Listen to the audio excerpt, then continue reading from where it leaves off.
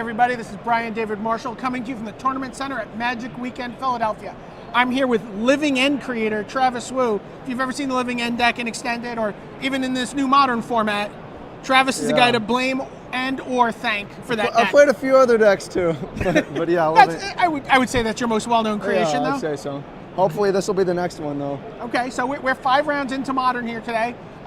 This deck's off to a 10-5 start with your team. 10-5 between the three of us. Okay. Jesse Hampton, Adam Yurchik, and myself.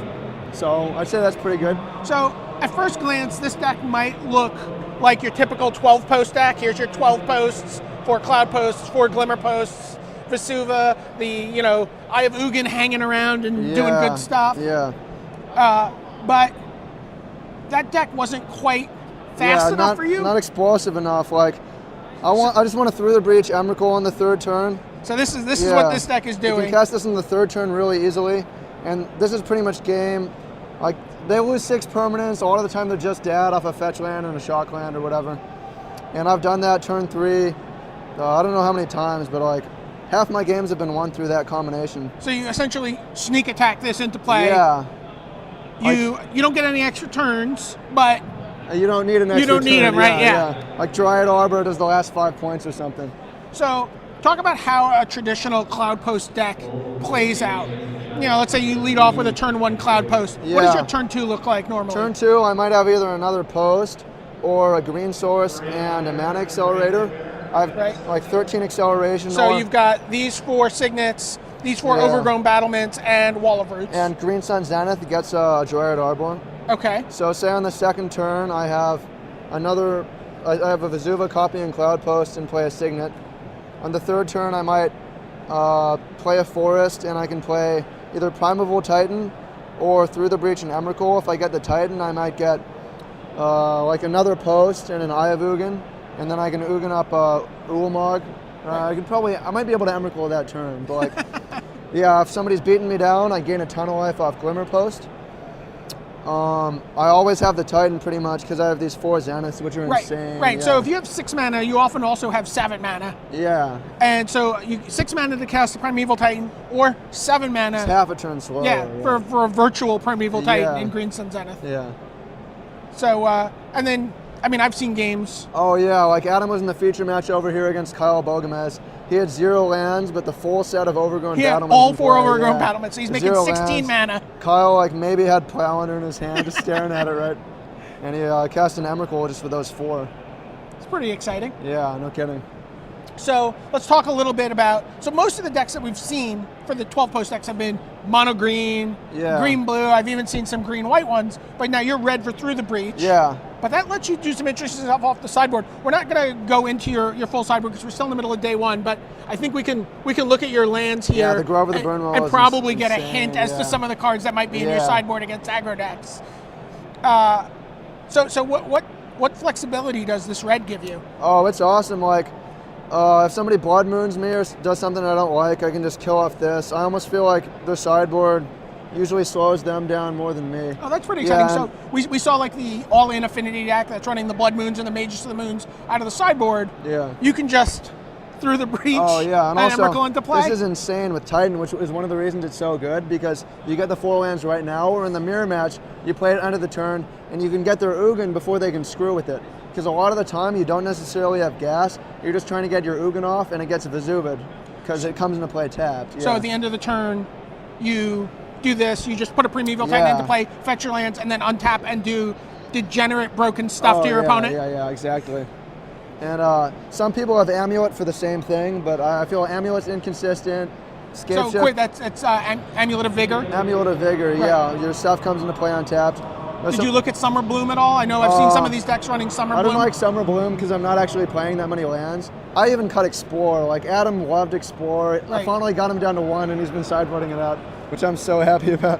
So one of the contributions you said Adam did make to the deck is actually Beast Within. Yeah. You said this is not a very interactive deck normally. Yeah, and this just gives you game against like everything.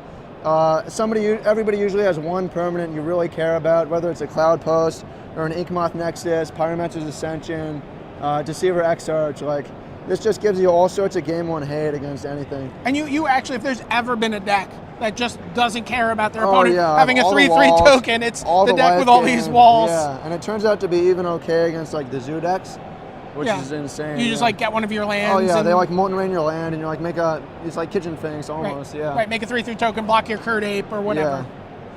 So how does this deck do game one against the aggro decks? Oh, it's really good. Like, I mean, you're potentially at a lot of life by the time you even Titan because of the Glimmer Post, and you got a lot of Glimmer Posts. The aggro decks cannot interact with this at all, so if you have that early, third turn, Right. they're just dead. And even if they have they're off to a good start, the walls are completely insane. They just block all day. Like the aggro decks are really easy. Right. They have to use 2 cards to get through the walls, right? Yeah.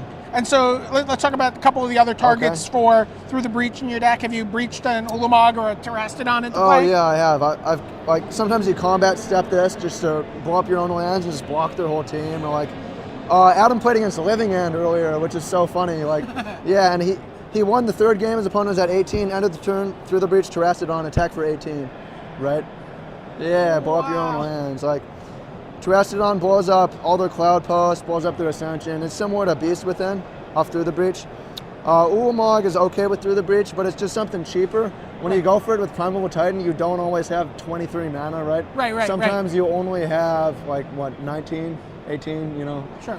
Yeah. It's insane the amount of mana we're Yeah, actually yeah. talking about So- in the short window of turns we're talking about it. Yeah, and there's some people who are just like insane and are playing Ensnaring Bridge and stuff like that. Gabriel and Nassif, right? Isn't the feature match with Ensnaring Bridge. So I just want as many answers to hate Right, cards. so Beast yeah. Within, Terastodon, Ulamog. Yeah. Tell me a little bit about playing. This is obviously one of the most popular decks in the room, Yeah. like this core of 12th post. How do you play that mirror match when every time you play a tapped post, you're helping your opponent's mana more than you're helping yours? Well, you need to be conscious about saving the Glimmer Post sometimes, not playing it. Sometimes Vesuving something that's not a post. Try to Beast Within. If we can get a Through the Breach off before they play Titan, that's just going to be game. And one important thing is Through the Breach, end of the turn Titan. But the match is sometimes kind of flippy because when you Titan first, it's usually pretty hard to lose. One thing that's really good in the mirror match is having 4 Emrakuls. Because like I was saying, they're messing with your Ugin. You can't always get it. So I always want to have Emrakul the turn I untap after Titan. Right, now, yeah, a lot of the early 12 post decks we saw had 1 or maybe 2 Emrakuls. I even saw people yesterday before the tournament started like, oh, I'd really like to get a second Emrakul into my deck. And I'm just like scratching my head. I'm like, don't you want to have like 4 Emrakuls when you have all that mana? And what's really insane about that is with Through the Breach, you know, it's just the craziest gives part you of this deck is showing the show and tell of the format, right? You kill on third turn. It feels like doing Dark Depths Hexmage, except with these 2 cards, you're excited to draw them independently. They're not a 2-card combo. Because Through the Breach is great with these, and Emrakul is great with just the whole deck. Right, great with the deck. Yeah. Just a very synergistic deck. Like, it has so many different lines of attack and different plans to win games. So as a deck builder, what are your thoughts about the modern format in general? Like how excited are you to see this format go forward? It's been a brewer's dream because it's completely untested. I mean, it's like a frontier. Incredibly fun, and I feel that the decks that are here today could be played 10 years from now, so it's just an incredible opportunity. Is there any one card you wanted to break for this tournament that you weren't able to break?